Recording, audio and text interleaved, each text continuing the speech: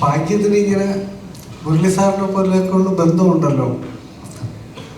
സാറിൻ്റെയൊക്കെ ഒരു കഥാപാത്രം എത്ര ചെറുതായാലും അതങ്ങനെ ജീവൻ തുടിച്ച് നിൽക്കും. അപ്പോൾ പെട്ടെന്ന് കാണുമ്പോഴൊക്കെ അദ്ദേഹത്തിനോട് അഭിനയിക്കുകയും അദ്ദേഹത്തിൻ്റെ മറ്റു പടങ്ങളിലൊക്കെ ചെറിയ ക്യാരക്ടർ ചെയ്യുകയും ചെയ്യുന്നത് അതുപോലെ തന്നെ എല്ലാവരും കണ്ടിട്ട് പറഞ്ഞിട്ടുമുണ്ട്. അപ്പോൾ കാണുമ്പോഴൊക്കെ പിന്നെ പിന്നെ പറയും ഒരു വലിയ ക്യാരക്ടർ വരുന്നുണ്ട്, ഒരു വലിയ സാധനം നമുക്ക് ചെയ്യണമെന്ന്. അങ്ങനെ ചെയ്തതാ അനന്തങ്കാട്. അത് 2 വർഷത്തോളമായി. നമുക്ക് അത്രയും സമയമെടുത്ത് അത്രയും ദിവസം നിന്ന് ചെയ്തതിൻ്റെ ഒരു ഫലം പടത്തിലുണ്ടാവും. അത്രയും കരുത്തുള്ള ഒരു എന്തോ പറയും ജീവൻ പുറമേ എൻ്റെ പുറമേയുള്ള കാഴ്ചയിലില്ലെങ്കിലും അകത്തത് നിറച്ച് തന്നിട്ടുണ്ട്. അതൊരു ഭാഗ്യം പോലെ കരുതുന്നു. അതുപോലെ കറുപ്പും ഒക്കെ എങ്ങനെയോ വന്നു ഭവിക്കുന്നതാണ്. എനിക്ക് അതിൻ്റെ ഡയറക്ടറൊക്കെ വിളിക്കുമ്പോഴും മലയാളം വിട്ടു പോകാൻ തമിഴ് കൈകാര്യം ചെയ്യുന്നതിലൊരു പേടിയൊക്കെ ഉള്ളതുകൊണ്ട് ഒഴിഞ്ഞൊഴിഞ്ഞ് നിന്നതാണ്. പക്ഷെ ഒരു മലയാളി ക്യാരക്ടറാണ്. അത് മലയാളിക്ക് വന്ന് പറയാൻ പറ്റുന്ന തമിഴ് മതി എന്നൊക്കെ പറഞ്ഞ് പോയതാണ്. അപ്പം ഇങ്ങനെ എല്ലാവരുടെയൊക്കെ ഒരു സ്നേഹവും സഹായവും കൊണ്ടൊക്കെയാണ് നല്ല കഥാപാത്രങ്ങൾ കിട്ടുന്നതെന്ന് കരുതുന്നു. അതിനുവേണ്ടി പ്രാർത്ഥിക്കുന്നുണ്ട്. ഫാന്റസീസ് പോലും റിയാലിറ്റിയിലേക്ക് കൊണ്ടുവരുന്ന ഒരു സ്ക്രിപ്റ്റുകൾ മലയാളികൾക്ക് എക്സ്പ്ലോർ ചെയ്യാൻ പറ്റുന്ന ഒരു സ്ക്രിപ്റ്റ് തന്ന ഒരാളാണ് നല്ല മുരളിച്ചേട്ടൻ. പറഞ്ഞാൽ ഭയങ്കര ഇന്റൻസീവ് ആയിട്ടുള്ള കഥാപാത്രങ്ങൾ, പ്രേക്ഷകരിലേക്ക് സൊസൈറ്റി നടക്കുന്ന കഥാപാത്രങ്ങൾ പോലും അല്ലെങ്കിൽ സൊസൈറ്റി നടക്കുന്ന കാര്യങ്ങൾ പോലും പക്കയായിട്ട് റിയാലിറ്റിയിൽ കൊണ്ടുവന്ന് ചെയ്യുന്ന ഒരു റൈറ്ററാണ്. രണ്ടുപേരുടെയും കോമ്പോയിൽ ഒരു ചിത്രം പ്രതീക്ഷിക്കാൻ പറ്റുമോ?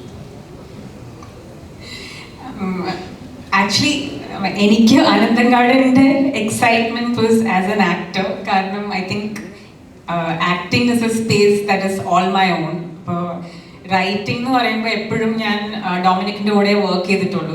I see Dominic as a mentor because Dominic എന്നെക്കാളും ഒത്തിരി എക്സ്പീരിയൻസ്ഡ് ആയിട്ടുള്ള ഒരു റൈറ്ററാണ്. ഇപ്പോൾ എഴുത്തിൻ്റെ കാര്യം വരുമ്പോൾ I am still A baby എന്നുള്ളൊരു ധാരണ എനിക്കുണ്ട്. മുരളി ചേട്ടനാണെങ്കിൽ അതിലും സീനിയർ ആയിട്ട് ഉള്ളൊരു റൈറ്ററാണ്. അങ്ങനെ ഒരു ഓപ്പർച്യൂണിറ്റി വന്നാൽ I would jump at it because it would be a huge learning experience for me. But I think he works solo. ഈ സൂര്യ മൂവി കറുപ്പില് ആര്യ സാർ ഭാഗമായിരുന്നു എന്ന് വാർത്തകൾ വന്നിട്ടുണ്ടായിരുന്നു. പിന്നെ അതിന് ശേഷം തിയേറ്ററിൽ കാണാൻ പറ്റിയിട്ടുണ്ടായിരുന്നില്ല. ശരിക്കും എന്താണ് അതിന്റെ സത്യാവസ്ഥ?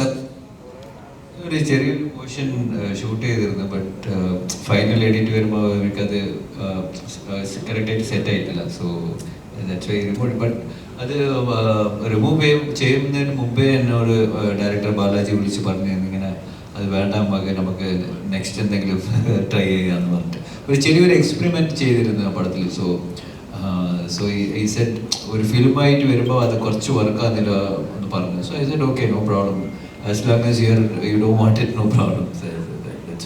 ഞങ്ങൾക്ക് ഡിലീറ്റഡ് സീനായിട്ട് ഇനി കാണാൻ പറ്റും. I think Balaji has to do it. ഭയങ്കരമായ ഡയലോഗുകളൊക്കെ ആയിരിക്കും എഴുതിയിരിക്കുക. എങ്ങനെ ഉണ്ടായിരുന്നു പറ്റുമെന്ന് പറഞ്ഞില്ല. തങ്കണ്ണൻ്റെ ചന്ദ്രികയെ വളരെ സ്വീറ്റ് ആയിട്ടാണ് ട്രീറ്റ് ചെയ്തത്.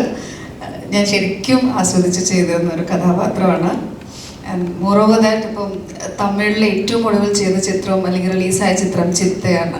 സോ ചിത്തയ്ക്ക് ശേഷം തമിഴിൽ ഇത്രയും നല്ലൊരു ക്യാൻവാസിലുള്ള അനന്തൻകാട് ചെന്നെത്തുമ്പം അതിനൊരു ഭാഗവത്താവുന്നത് തന്നെ ഏറ്റവും വലിയൊരു കാര്യമാണ്. So happy to be that team.